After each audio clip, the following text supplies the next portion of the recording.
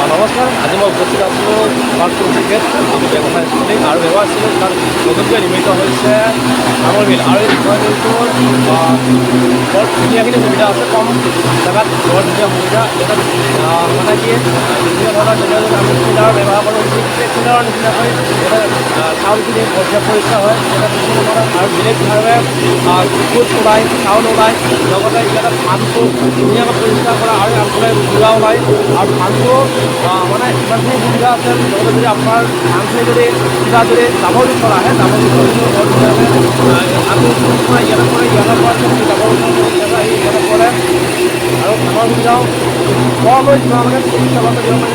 কম জেগাত ধুনীয়া মানে ৰাইজে উপকৃত হ'ব পাৰিব আৰু কোনো ধৰণৰ ধান চালিব নালাগে।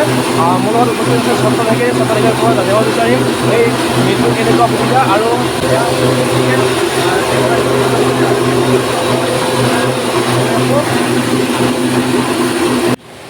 অত্যাধুনিক প্ৰযুক্তি আৰু এক বিশেষ ধান বনা মেচিন নাহৰবাৰী কোচিঘাটত যিহেতু স্থাপন কৰিছে, এই ক্ষেত্ৰত ৰাইজ কেনেকুৱা উপকৃত হ'ব এই বিষয়ে আপুনি অলপ জনাব। নমস্কাৰ, মোৰ ৰাইজলৈ ভোগালী বিহুৰ শুভেচ্ছা থাকিল আৰু নতুন নৱবৰ্ষৰ শুভেচ্ছা থাকিল। এইটো এটা নতুন পদ্ধতিৰ এই ডিজিটেল ৰাইচ মিল। ইয়াত চাউলটো পালিচ হৈ ওলায় আৰু লগতে আপোনালোকৰ চাউলটো নাভাঙে। আপুনি প্ৰতিমোন ধানত 28 কিলোকৈ চাউল পাব। খুব কমটো এইফালে আৰু গুড়াটো আপোনাৰ পালিচ হৈ ওলায় আৰু ধানটো আপোনাৰ তলত দিলে ওপৰেদি গুচি যায়। ইয়াত চালনি দি চালি শিলগুটিটো বাহিৰত পৰি যায়। মানুহৰ চাউলৰ লগত শিলগুটি কেতিয়াও নাহে আৰু মানুহৰ উপকাৰ এতিয়া হয় চাউল আৰু গুড়াখন মানে পালিচ হৈ ওলায়। এইটো বাৰু ধুনীয়া মিহিকৈ ওলাব। যিহেতু মানে হোলাৰৰ নিচিনা নহয়, মিহিটো নোলায় মিলটোত গুড়া আৰু খুদ চাউল ওলায়। গতিকে ৰাইজৰ বহুত উপকাৰ হয়। যিহেতু হোলাৰ পাৰিলে চাউলটো কম পৰে, ভাঙে।